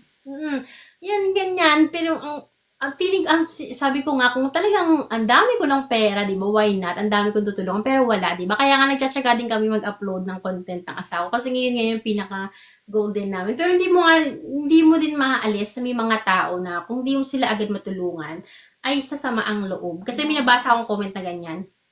Sabi, parang hindi naman totoo yan kasi hindi pa ako napapadala ng ganito, ng ganyan. Wow, Yung mga grabe. comment nila. Yes, ganyan. Pero hindi ko na din iniintindi minsan. Tutuloy lang tong namin. Kaya nga magulo yung bahay namin kasi nagkukolekta nga kami ng mga aklat, mga books, mga toys, sinesend namin sa Pilipinas. At yung mga kung ano-anong groceries dito na pwede namin ipadala sa Pilipinas. Ay, anak ko. Kwarto nga ng anak ko to, ang gulo. Okay, big. Do you guys have like bigger plans for the brand Mommy Venge? For now, wala talaga. Talagang lang, ini-enjoy lang talaga namin siya. Alam mo, actually, na-surprise ako dito sa TikTok kasi hindi ko akalain yung mga ina-upload ko din dito ay mas makakuha ng mas madaming views as well dito sa TikTok. Really? Yeah, kasi nagulat ako kasi mas feeling ko mas mabilis dumami yung views dito kaysa dun sa sa Facebook. Hindi ko alam kung bakit. Uy, guys, visit her Facebook page. Ikaw mag-promote. Kasi ang dami Mami niyang na Canada po, yun po. Ay, Mami Nina. Mami Nina in Canada po. Ayan po. Ang dami nilang views doon, guys, sa Facebook. Hindi naman, parang sabi nga ng asawa ko, enjoy lang natin yan. Parang kung saan tayo dalhin nitong natin, ay, pupunta tayo doon, di ba? Kasi minsan mahirap din naman kasi mag-expect. Feeling, lagi sinasabi, enjoy lang, enjoy. Kaka-enjoy nga namin, hayan, dumami talaga yung followers. Yun yung lagi sinasabi niya, enjoy. At saka, talagang consistent ka lang. At saka, feeling ko nga yung isa sa mga inspiration namin kasi sobrang daming natutulungan nung kinikita namin dyan sa Facebook na yan. Sobrang dami natutulungan sa Pilipinas. Feeling ko, Feeling ko parang part na sila ng aming family. Yung mga natutulungan namin, lalo na yung asawa ko, sobrang yung mindset niya talaga ay doon na rin talaga. Pag nakakita siya ng namimigay ng lumang laruan, i-text niya agad ako, hala, ang dami itatapon nitong mga toys. Kukunin ko to ha, tapos kukunin niya, iuwi niya yan. Ipapadala namin, iipunin namin yan. Ganun na talaga siya, sobrang supportive niya at matulungan din talaga sa mga tao. Kaya nga mahirap talaga makahanap din ng partner na ganyan na sinusuportahan ka sa kahit anong gusto mong gawin sa buhay. Pero tingnan natin kung ano mangyayari. Kasi minsan nga, alam mo, nakalimutan ko na din mag-upload or different time na din. Sobrang busy ko sa trabaho. Pero sabi ng asawa ko, wag nating pabayaan kasi nandito na tayo. Maintain na lang natin at enjoy pa natin. At wag na nating intindihin yung na yan, mga bashers na yan. Okay. Alam mo naman, hindi matatapos yan. Yeah. So, parang your channel is so new and yet grabe yung so, kung sa analytics pa pataas talaga. So But 'di ba, if there's some rookies, yung mga bagong salta sa paggagawa ng content, what would you give them as an advice? be natural lang. Maging natural lang kayo, i-enjoy niyan, and then, kapag may nakakita ka ng bad comments, pasok dito, labas dyan. Kasi minsan, kapag inintindi mo yan, maapektuhan niya yung paggawa mo ng content. Parang nilimitahan mo yung sarili mo. Oh my God, parang ganito. Oh my God, sabi niya dito, bad wife kasi ginagawa ko to. So, parang iwasan mo na yung ganyang content dahil ayaw mo nang isipin nila yan, di ba? So, huwag niyong limitahan yung sarili niyo dahil lang dun sa comment ng bashers or whatsoever. Kasi hindi talaga kayo mag-grow kung sila yung didependihan niyo. Dead mo lang yan kasi hindi sila party ng buhay mo. Hindi sila nakatira kasama niyo. Hindi nila alam nangyari sa buhay nyo. So, hindi nila alam yung totoo. Kayo lang talaga ang nakakaalam. At saka, be consistent. At saka, most importantly, enjoy nyo lang yan. Parang huwag nyo masyadong, Yung huwag kayo pressure. masyadong seryosohin. Totoo. Enjoy. And then one day, ayan na, makikita nyo lang. Ako, nagulat na lang din ako. Lalo na dito sa TikTok. Sabi ko sa'yo, first time ko itong mag-live. And then, yung mga views dito sa, TikTok, nagugulat din ako. Yeah. First time kong madaming views talaga. Minsan mas nadami pang views kaysa dun sa ina-upload ko dun sa Facebook. Sa Uy, community. pero in fairness, I looked at your Facebook. Ang ganda ng engagement nyo doon. Ang dami-dami nyong views. And Oo, you're madaming growing views yun kasi yung mga bashers interested. So, pasalamat pa din sa mga bashers. Lagi kong sinasabi, ay, totoo yan. Kasi feeling ko, alam mo, ang dami din nagko-comment yung mga bashers. Feeling ko curious sila. Tapos pinapanood nila yung video. Kasi nga, pag nakita nila ako, sinasabi nila, 20 years old ako or 18. So, doon nanggagaling din yung engagement. Nagko-comment sila. So, pag nag-comment sila, may interaction doon. Tapos, may mga mag-reply doon, iba pang mga viewers. Tumataas yung engagement. Tapos, halos ang dami nag-share, tumataas yung views. So, thank you, bashers. Okay, tapos nakalimutan ko pala, I wanna like uplift Mommy Vance talaga because, you know, there's a typical stereotyping sa ating mga Pilipina na pumunta tayo dito sa abroad kasi isa na, ano ba yan? Isa na namang... Pilipina nakahon sa hirap. Yes, exactly. Okay, I want you to tell them sa mga bashers dyan kung ano ang trabaho mo because I did see it but I don't want it to come from me. Oh, I am so proud of you, my gulay. bigyan ko kayo ng background sa trabaho ko. Sa accounting company po ako nagtatrabaho dito sa Canada. Mostly, I deal with taxes, corporate taxes, business taxes, and personal taxes. See? Yun po ang aking trabaho. Diba? Kaya, sabi ko nga sa kanila, huwag nyo i-underestimate ang isang Pilipina. Pero kaya maliit tayo, tapos ganito lang itsura natin.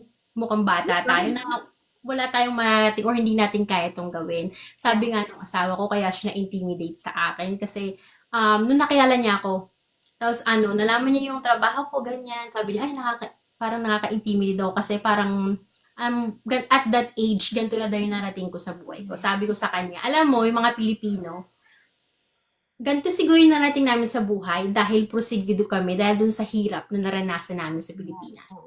Yan sabi ko sa kanya. Kaya sabi ko nga sa'yo, siya yung unang mas nagagalit sa mga bashers kasi sinasabi na parang iniisip nila na ang dami kong pera. So, nag-joke siya.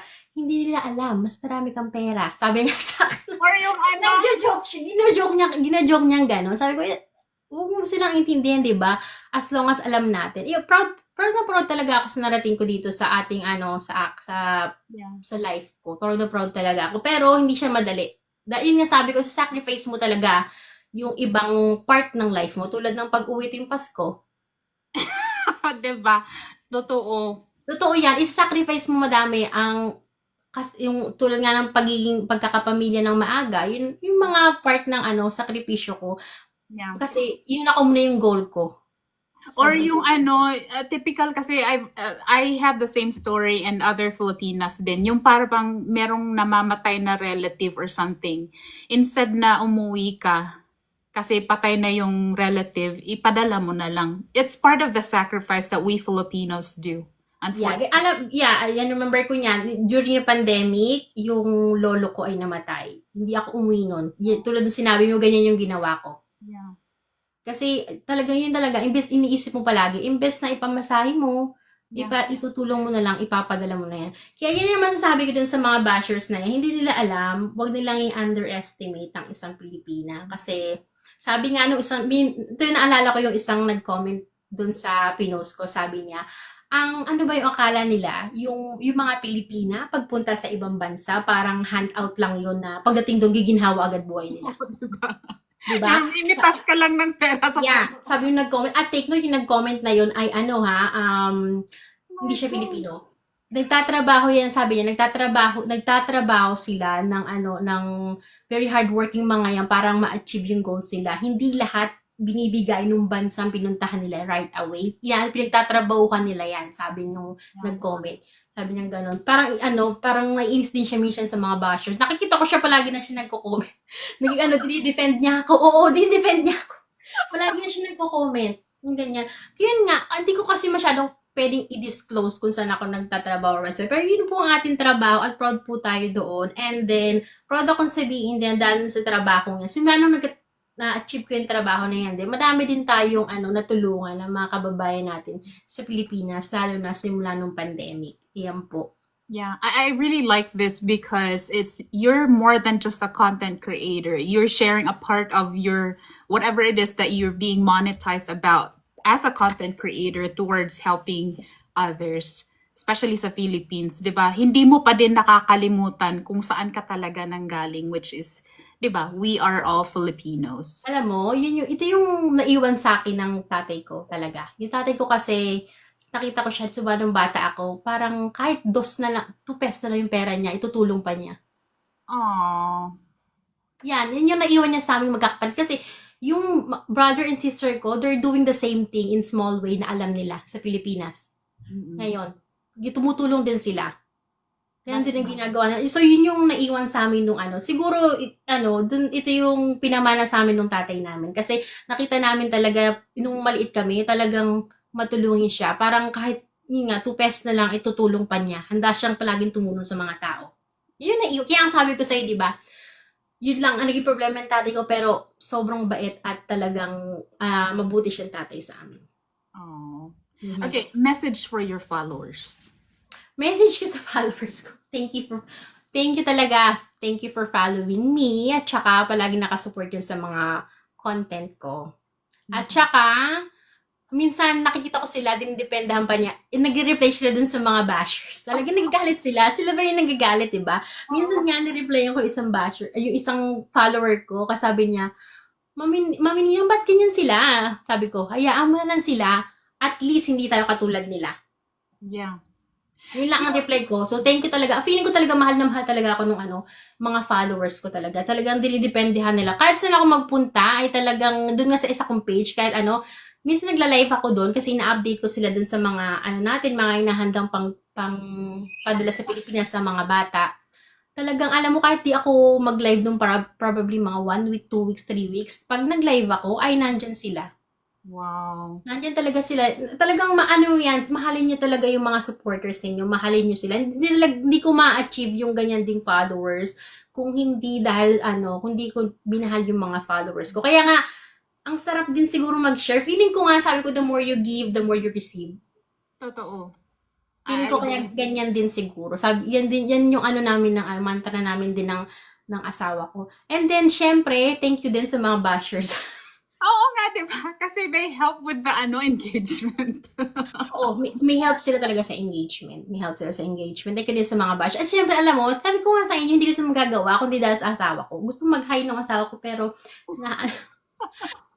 Tapos with the bashers kasi, when you see bad things, as bad as it may appear, parang nasasabi mo na lang din, it's something that I don't want to do. It's something that I don't see myself doing. So parang in a sense, you just want to look at it in a brighter side na parang, okay, so you're throwing me mean words, but then, okay, the more I realize that I need to be more kind to you kasi it's something na ayokong gawin sa ibang Yeah, kaya tulad nga sabi ko, di ba? Kindness is free. So, Hmm. at yung ano na lang, yung isukli mo lang sa kanila, yung pagiging mabait. Yeah. Yun nga sabi ko sa kanila, yung isusukli ko sa kanila, yung pagiging mabait, yung talagang kung ano ako, di ba? Hindi ko na kailangan mag-pretend. Hindi ko kailangan na-explain sarili ko sa kanila kung bakit ito ang asawa ko. Bakit, anong problema niyo dito sa asawa? Anong problema sa Exactly. Diba? Ano yung problema? Kasi alam nyo, yung, palagi ko din, yung mga tao kasi, iisip nga nila na, kung nakapag-asawa tayo dito ng, ng foreigner, parang, aalilain lang tayo, ganyan. Hindi nila iniisip talaga na yung asawa ko, sobrang mapagmahal niyan, sobrang, parang babae yan sa bahay. Halos, mas busy kasi ako sa trabaho, alam niyan. Siya na lahat gagawa ng gawaing bahay, maghuhugas ng plato, magluluto. Siya lahat mag-aalaga ng anak namin. Intindihan niya. Tapos, alam niya, binibigyan niya ako ng sarili kong time. Nilalabas na yung anak namin pagdating niya sa trabaho. Tapos, sasabihin niya sa akin, umidlip ka, take a nap. Sabi niya sa akin, kailangan mo yan. Ganyan yung asawa ko. Sobrang, nainis din ako minsan kasi hindi nila alam kung ganong kasuporta yung asawa ko, mapagmahal, tsaka talagang sobrang bait na asawa. Kami lang, simula nung nagkaanak kami, at talagang kami na lang yung life niya, nung asawa ko. Talagang, sabi ko nga sa'yo, di ba, nung anak ako, na-hospital ako, nabuntis ako, halos talagang doon ko napatunayan talaga na mahal ako niyan. Kasi siya talaga yung nag-alaga sa akin. Sa aming dalawa ng anak ko. Wow. Siya yung nag-alaga. Wala kaming kasama sa bahay. Kaka-opera ko lang, siya yung nagpapaligo sa amin, nagpapakain sa amin, yung sa anak ko. Kaya nga, minsan, ganun lang i-judge yung ibang tao perke tingin mong bansa, tingin nila, aalilaan lang tayo mga Pilipina. Kasi hindi nila kilala. Yeah. Diba? Kasi dapat isipin din nila na tayong mga Pilipina, matalino din tayo. Oo nga, bakit ba? Diba? Matalino tayo. Hindi din naman tayo parang, lalo na, hindi tayo makikipagrelasyon sa isang tao na alam natin na ganyan yung magiging trato sa atin. But you know what? Unfortunately, there's some bad things that happen to other Filipinas din, and it's really unfortunate. Alam ko yan. Pero alam mo, hindi ko din minsan iniisip ko na lang na hindi natin masisisi yung ibang tao na i-bash tayo because parang generalize nga nila. Kasi, naman, merong talagang mga incident. Yeah. Ganyan. Diba? May incident silang mga ganyan. So, minsan, yun na lang din yung minsan nagiging iniisip ko na sa pag-intindi sa kanila. Kasi nga, may mga ganyang pangyayari din naman talaga. So, hindi natin maalis na isipin nila yun. Kahit idepende mo yung sarili mo, i-generalize pa nila tayo kasi may mga ganyang nangyayari talaga. Ayoko silang i-judge, pero totoo naman kasi minsan na may mga ganyan nangyayari. Yeah. Okay, I'm sure nakikinig ang husband mo ngayon. Message mo para sa kanya. Ay! Ang husband ko, nandun sa labas, nag-aalaga ng bata. Gusto kasi pumasok dito ng anak ko. Mahilig niya magpunta pag nagla-live ako, mag-wave ng hi. Message ko sa husband ko, huwag mo na intindihin yung bashers. Kasi minsan nag-answer siya, thank you kasi talagang supportive siya sa lahat ng gusto kong gawin sa buhay. Kahit ano pa yan, kahit sa trabaho ko, kahit din sa pagko-content creator ko, kahit sa pagiging nanay ko, kasi supportive siya talaga, kasi along the way, ginagabayan niya. Kasi nga sabi ko sa'yo, isa siyang dating social worker, di ba? So, may mga background siya sa pag-aalaga ng bata. So, yan. At syempre, pinaka-thankful ko dyan sa asawa ko ay, siya yung parang nag-aalaga ng mental health ko. Kasi kapag pag talagang puno na yung isip ko sa mga trabaho at kung ano-ano pa, sasabihin niya sa akin, what's the problem? Kakausapin niya ako. Kasi alam niya, di ba? Alam niya kung paano mo ilalabas yan. Talagang, yun siguro yung namin talaga. Sobrang thankful ako sa kanya. Alam niya yung kung paano ko kausapin kapag lang stress na ako sa buhay. Alam niya. At syempre, thankful ako dyan kasi pinaka-thankful ako. Sobrang mabuti siyang tatay sa anak namin. Yun siguro, pinaka-thankful ako. Kasi yung bago ako, yung anak ko muna, di ba? So, sobrang bait niyang tatay talaga sa anak namin. Kaya siguro makadadi yung anak ko. Dahil ganyan. Sobrang nag-iba talaga yung priority niya simula na nagkaanak kami. Ibang-iba. Alam mo yung parang hindi mo na-expect. Alam mo nang ganyan siya, pero ibang level talaga. Simula na nagkaanak. Parang mas lalo mo siyang minahal kasi you saw that part of him being a loving father to your child. Oo, totoo. At saka, tingnan mo 'to sa pagkakataon na 'to. Yung sinabi ko sa kanya, ay parang may nag-message sa akin, gusto daw ng interview. Alam mo yung asawa ko, parang siya pa yung excited. Sabi sabi niya, gawin mo yan. Sabi niya, do it. Tas kaya nga niya inaalagaan yung anak ko ngayon eh. Kasi minake sure niya na, minsan kasi meron siyang family gathering. So, minsan din ako nakakasama sa sobrang pagod. Minake sure niya talaga na wala siyang gagawin ngayong Saturday. Aww. Para maalagaan niya yung Say thank anak you namin. to him. Galing sa amin ng husband ko. Interview kita. Para maalagaan niya, para magawa ko to, sabi niya. Ayun nga, nandiyan sa labas yan. Pero kanina umiyak kasi yung anak ko. Minsan kasi nga, gusto nung anak ko kapag mahilig makisama sa mga videos. Ayan. Yung anak ko, kaya ganyan. Yeah, so sobrang thankful. Siguro kaya kami tumagal yung relasyon namin dahil nga, pareho din kami ng personality na talagang bagay sa content namin. I added this thing kasi we're like towards the end now. I don't want to take too much of your time because I can only imagine, diba? Like with everybody talaga, with my guests, I always value everybody's time, especially you, diba? My goodness, I can't imagine how much you're making. Diba? So, I added this thing. I call it, what's your opinion? So, parang Okay. meron sa mga life quotes dito. Tapos, pipili ako ng isa. Tapos, what's your opinion? Okay. Sige. Okay. If you don't like the road you're walking, start paving another one. That's true. Yeah. Because hindi ko gusto dati yung buhay namin na ang hirap, di ba? Kaya sabi ko sa'yo, nagtrabaho ko ng mabuti kasi yun yung goal ko. Kasi ayoko na nun. Tama yan. Gumawa ka ng sarili mong road. Kasi kung ayaw mo nun, kung gusto mo may mabago, kung di ka gagawa ng sarili mong road, at kung di ka gagawa ng sarili mong daan papunta dun sa gusto mong marating, walang mangyayari. Yeah. If I can add din, kasi 'di ba like especially us growing up in the Philippines, naka-experience tayo ng hirap, but not everybody. Different naman kasi ang level ng when you say kahirapan, lumaki ng sa kahirapan, different yung level. But then when you're at the very bottom, kasi I always tell this to my viewers, when you're at the very bottom, there's nowhere else to go but up. So yeah, parang ganun lang din. And I really appreciate this interview kasi I was thinking it's more like, knowing your social media journey and then parang natakal natin yung advokasya nyo ng husband mo and, you being a loving mom to your child. And then there's so many things that we talked about and I'm sure there's more to Mommy Vange. Diba? But I really appreciate you sharing a little bit of your life here on Clean Catch Voice, and please say thank you to your husband na binantayan niyo yung anak niyo para ma-interview kita na walang disturbo. Wait, kasi gusto ko niya makita. Wait lang, 1 minute. Gusto ko niya. Nakakahiya.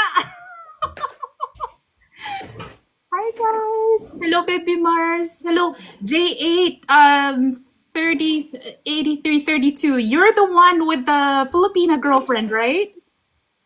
Hi, thank you for being here. I think your name is Jeremiah, right? I don't know. Hala, kinuha yung husband.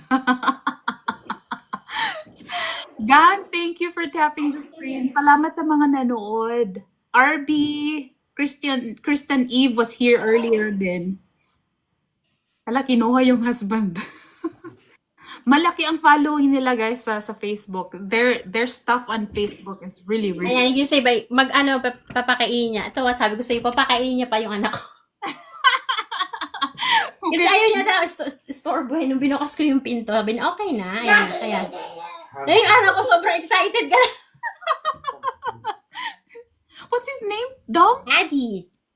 Yung anak ko, ayan si Addy. Hi, Addy. Hi there, husband. Hello. Hello!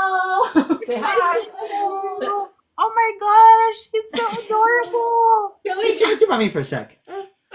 Just quick. You're fine. Dada! Hi, Dada. Dada. Di ba makadada talaga? Okay, Dada. Hello! Hi! Say hi. I want to say thank you for looking after your son, so I get to interview her. Thank you for inviting her to do this. It's incredible. What a brilliant opportunity for you to share her vision and what she does too. It's really appreciated. She was so nervous about it. She said, I don't know if I should do it. I'm like, hun, yes, please. What a golden opportunity just to be in front of you. That's very generous of you to put your time aside like that. So thank you. Well, your stuff is really inspiring. It's beyond just content creating. You guys are doing something special. So I Thank you. really want to say thank you in behalf of the people that you were able to help and the ones that you will be helping in the future. Yeah, thank you. Yeah, it means a lot to us. Yeah. So, yeah. Parang pa-close na tayo. Like, I always start kasi with, hi, my name is Jenny. This is my voice. So kindly do me the honor to do the Clean Catch voice version. Parang gagawin mo, hi, my name is Mommy Venge. This is my voice. And then you can say whatever you want to say about yourself. Parang pa-close na tayo. Okay. Okay. Okay. What she just... Did you hear what she said? Yeah, she said that you should say something, but you have to frame it at the beginning with Hi, who my you name are. is Mommy Venge. This is my voice. And then my voice. whatever you want to say about yourself.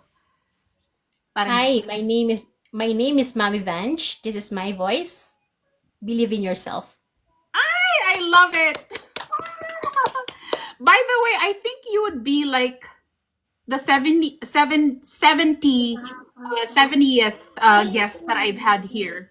Oh, 70th Wow. guest. Number Oh, 70. ang dami na pala. Oo, na-interview ko. Even yung anak ni Will, even yung anak ni Kuya Will, nung sa Wawa Win, yeah, I was able to interview Oh, him. really? Hindi ko alam.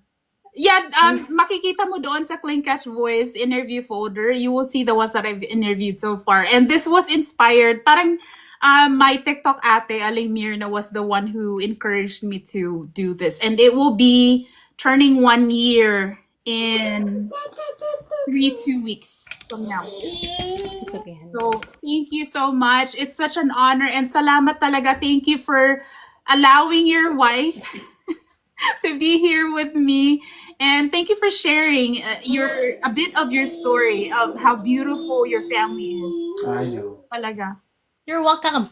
Salamat. Salamat po. Sa mga sa mga tao sa comment section, sa mga nanood, thank you sa inyong lahat and we'll see you later. Thank